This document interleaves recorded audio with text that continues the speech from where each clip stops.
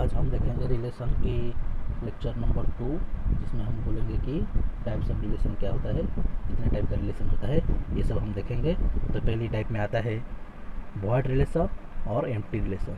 Void relation जिसको बोलेंगे उसको भी हम एम्प्टी रिलेशन बोल सकते हैं। तो ये क्या होता है, तो पहले डेफिनेशन देख लेते हैं। आज phi subset of A cross A for any set A, so phi is a relation on A, so if R is equal to phi then R is called a void और empty relation। इसके मतलब हम समझते हैं क्या है इसका मतलब। इसका मतलब सिंपली हम बोल सकते हैं एक सेट है, ए से ए तक का रिलेशन हो रहा है जिसमें कोई भी एलिमेंट नहीं है, मतलब कि ए का कार्डिनलिटी जो रिलेशन होगा उसका कार्डिनलिटी फाई होगा। तो सॉरी फाई आर होगा फाई, तो इसका कार्डिनलिटी होगा कितना ना, 0 होगा। आर होगा फाई जिसमें यह होता है आर फाई होगा और इसका कार्डिनलिटी 0 होगा, मतलब कि इसमें कोई एलिमेंट भी नहीं है। तो इसके एक एग्जांपल लेते हैं। किस तरह से एग्जांपल है let A is equal to 1 2 3 4 5। जैसे इसके बाद हम ले सकते हैं रिलेशन डिफाइन है। क्या है उस रिलेशन का, x, y such that x belongs to a and x plus y less than 0। तो इसमें क्या हो है कि y बिलोंग्स टू भी a है। इसमें आप कोई भी एलिमेंट नहीं लिख सकते, क्योंकि अगर आप 1 1 लिखेंगे तो इसका एडिशन 1 प्लस 1 जो कि 2 लेस देन 0 नहीं है। इसलिए हम और एक लेते हैं 2 3, ये भी नहीं होगा क्योंकि दो नेचुरल नंबर का addition not less than 0।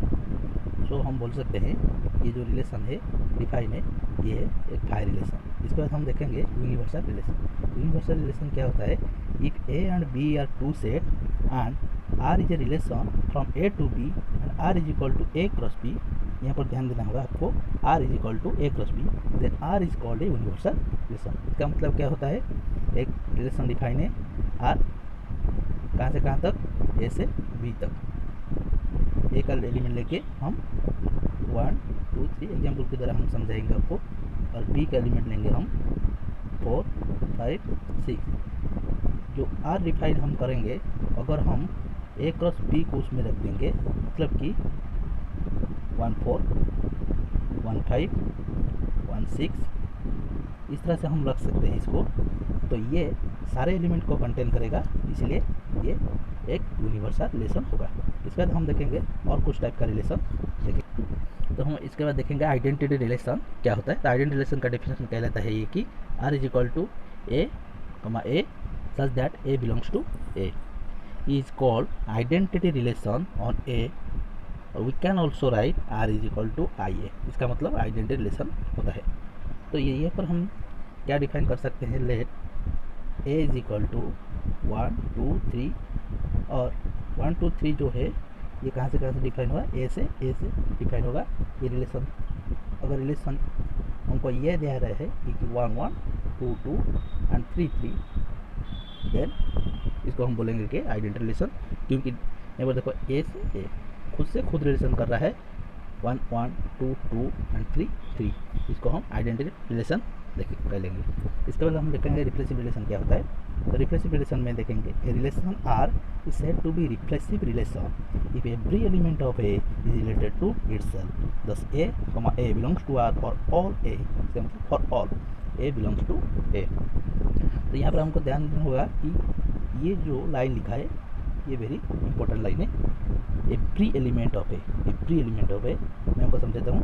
Late हम ए लेंगे 1 2 3, ये हम लेंगे और रिलेशन डिफाइन करेंगे, ए से ए तक का रिलेशन हम डिफाइन करेंगे। अगर आर ये हमको दिया होगा 1 1 2 2 3 3, दैट इज कॉल्ड रिप्लेसिव रिलेशन। आपको ये मन में डाउट होगा, तो ये आइडेंटिटी रिलेशन में भी हम जो बोले थे वो तो रिप्लेसिव रिलेशन में बोल दिए। तो इसमें क्या डिफरेंस क्या होगा, इसके डिफरेंस है और एक मैं रिलेशन लेता हूँ R इज इक्वल टू 1 1 2 2। ये हमारा रिफ्लेक्सिव रिलेशन होगा ही नहीं होगा। क्योंकि ये रिफ्लेक्सिव रिलेशन नहीं होगा क्योंकि हम यहाँ पर बोले थे important line every element of A में कितना एलिमेंट है 1 2 3 तीनों एलिमेंट है। बट इस केस में 1 1 से रिलेशन कर रहा है, 2 2 से रिलेशन कर रहा है, लेकिन 3 3 कहाँ है, 3 3 नहीं है, इसलिए हम इसको रिफ्लेक्सिव रिलेशन नहीं बोल सकते। तो ये आपको समझना होगा। बट इसको हम आइडेंटिटी रिलेशन बोल सकते हैं, बट रिफ्लेक्सिव रिलेशन हम इसको बोल नहीं सकते क्योंकि इसमें 3 3 बिलोंग ही नहीं करता। तो हम लिख सकते हैं 3 belongs to A but 3 3 does not belongs to R, इसलिए ये हमारा रिफ्लेक्सिव रिलेशन नहीं होगा। इसके बाद रिफ्लेक्सिव रिलेशन को आपको ध्यान से समझना होगा क्योंकि रिफ्लेक्सिव रिलेशन आपको आगे में ध्यान से बड़े इंपॉर्टेंट टर्म है जो आपको आगे जाकर की इक्विवेलेंस रिलेशन को समझने में आसानी होगी। तो इसलिए आप रिफ्लेक्सिव रिलेशन को ध्यान से समझना चाहिए। तो हम देखेंगे अब सिमेट्री रिलेशन क्या होता है। Relation R on A set A is said to be symmetric if and only, इसका मतलब है if and only if A comma B belongs to A and A comma B belongs to R then B comma A belongs to. इसका मतलब हम समझते हैं क्या है ये।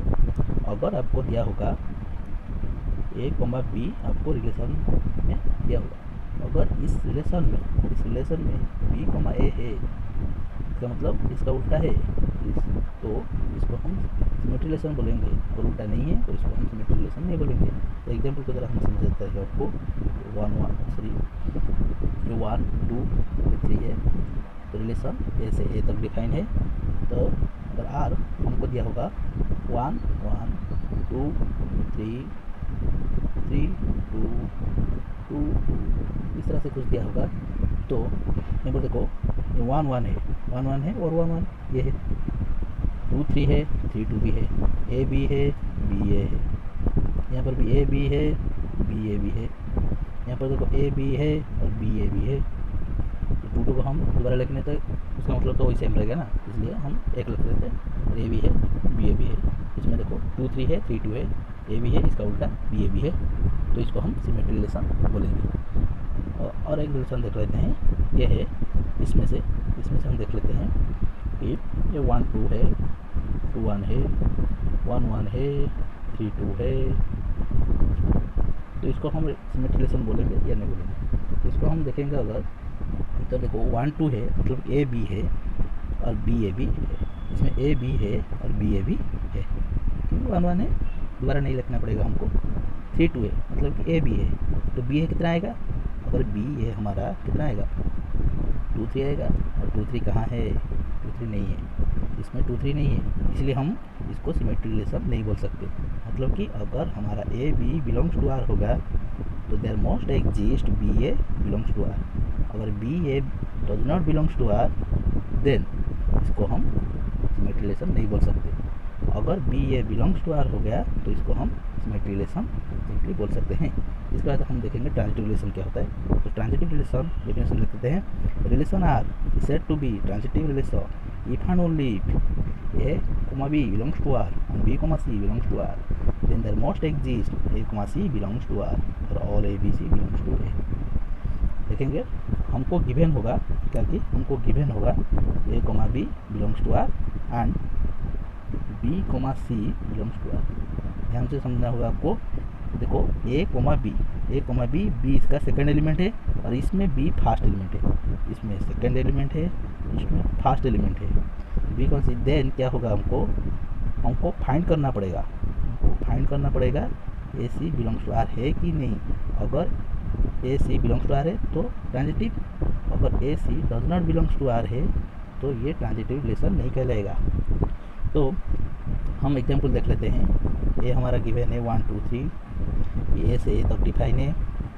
अगर हमका रिलेशन ये दिया हुआ है 1 2 2 1 1 3 3 2, तो ये देखेंगे हमका ये ट्रांजिटिव रिलेशन होगा ही नहीं होगा। देखो ये 1 2 है 2 1 है, तो सिमेट्रिक कैसे का है, 1 3 है 3 1 नहीं है, इसलिए इसको सिमेट्रिक हम नहीं बोल सकते। तो ट्रांजिटिव देखेंगे, ट्रांजिटिव केस में तो देखिए ये 1 3 है मतलब कि ए बी है, 3 2 है, मतलब कि बी सी है, तो ए सी हमारा दरकार है। तो ए सी क्या होगा आपका, ए सी मतलब कि 1 2 यहाँ पर है, तो इसको हम ट्रांजिटिव रिलेशन बोल सकते हैं, इसको हम ट्रांजिटिव रिलेशन बोल सकते हैं। अगर 1 2 नहीं होता तो इसको हम ट्रांजिटिव रिलेशन नहीं बोल सकते।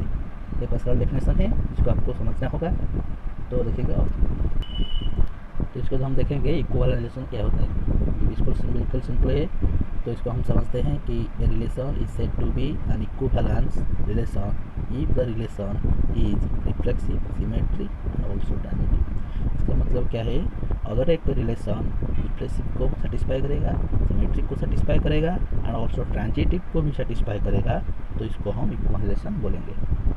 मतलब कि रिफ्लेक्सिव को सेटिस्फाई करेगा मतलब क्या होगा, रिफ्लेक्सिव को सेटिस्फाई करेगा मतलब क्या होगा, ए बिलोंग्स टू हमारा आर होगा,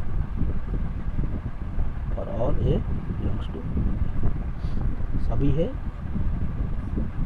सभी ए आर से बिलोंग करेगा, और ए हमारा ए सेट से आना चाहिए।